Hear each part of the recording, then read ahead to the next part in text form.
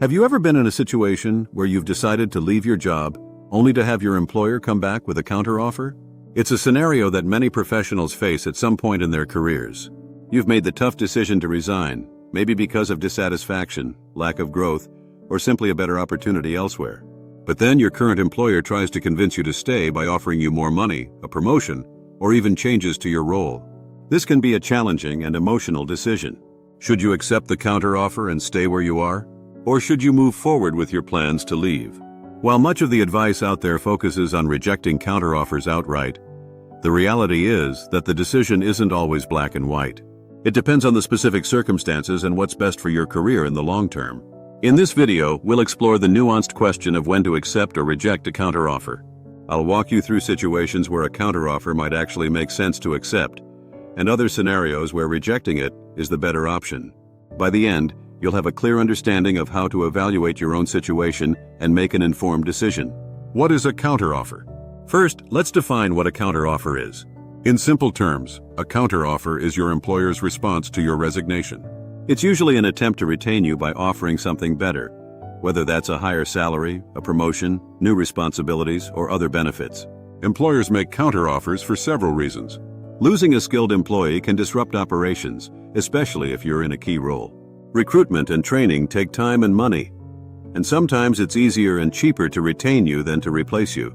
Employers may also feel competitive pressure, especially in industries where talent is hard to find. For you as the employee, a counteroffer can feel flattering. It's a moment where your value is being acknowledged. But emotions aside, it's important to carefully evaluate the situation. A counteroffer isn't just a question of money or title, it's a question of whether staying aligns with your long-term career goals and whether the underlying issues that led you to resign can actually be resolved. Situations where a counteroffer should be accepted. Now let's talk about the situations where accepting a counteroffer might actually be a good idea. While this isn't the norm, there are certain circumstances where staying with your current employer could make sense. The first situation is when you've never raised concerns before. If you've kept quiet about your dissatisfaction, whether it's about pay, workload, or growth opportunities, your resignation might genuinely surprise your employer. In this case, the counteroffer could reflect a sincere realization of your value. For example, let's say you've resigned because you feel underpaid. If your employer acknowledges this oversight and immediately offers to fix it, that could be a sign of genuine commitment. Of course, this only works if the changes are meaningful and not just surface-level promises. A salary increase alone might not be enough if other issues like workload or team dynamics remain unaddressed. The second situation is when senior leadership gets directly involved. If higher-level executives step in and go above and beyond to retain you, that's a strong signal of your importance to the company. This could mean creating a custom role tailored to your career aspirations, giving you expanded responsibilities, or making structural changes to address your concerns. For example, imagine the CEO or a senior executive not only offers you a promotion, but also outlines a clear path for your growth within the organization. If these efforts are tangible and backed by action, accepting the counteroffer might make sense. The third situation is when you're critical to a long-term project. If your employer assigns you to lead or significantly contribute to a major initiative as part of the counteroffer, this demonstrates their trust in your abilities and their commitment to your role.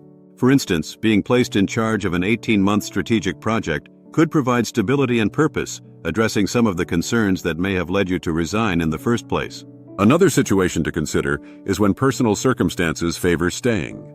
Sometimes, external factors like family responsibilities, financial stability, or geographic constraints may make staying the more practical option.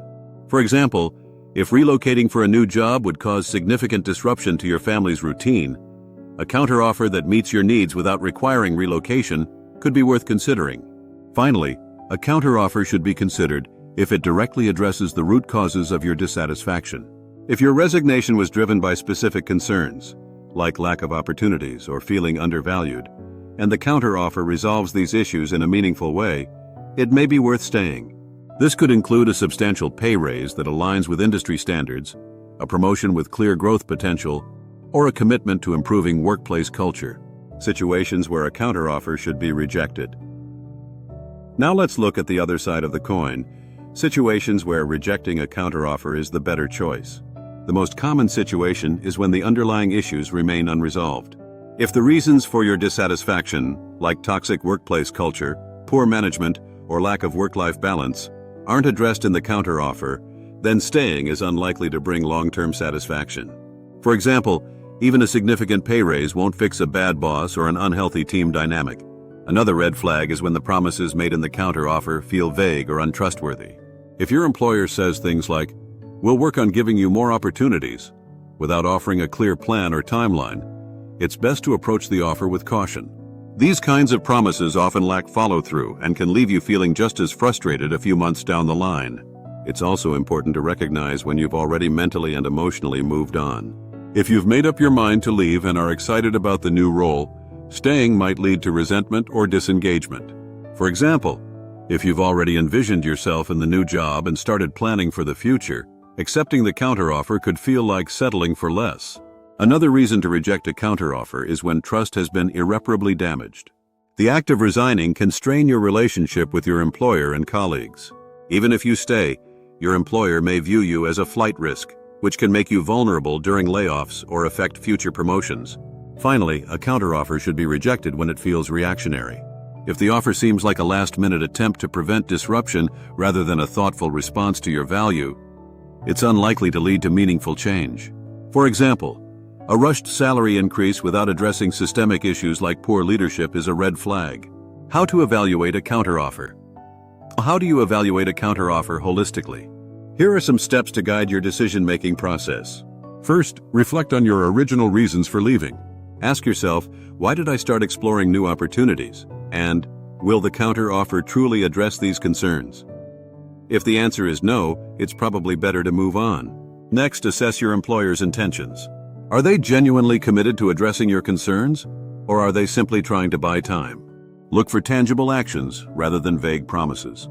Consider the long-term implications of staying. Will the counteroffer help you achieve your career goals, or will it limit your growth? Compare this with the new opportunity you were considering. Does the new role offer better alignment with your aspirations, a healthier work environment, or more opportunities for advancement? Lastly, seek advice from trusted mentors or colleagues. Sometimes an outside perspective can help you see the situation more clearly. In conclusion, the decision to accept or reject a counteroffer is deeply situational. While counteroffers can feel tempting, they aren't always the right choice. The key is to evaluate the context carefully. Ask yourself whether the offer addresses the root causes of your dissatisfaction, aligns with your career goals, and provides a clear path for growth. At the same time, don't let short-term emotions overshadow long-term considerations.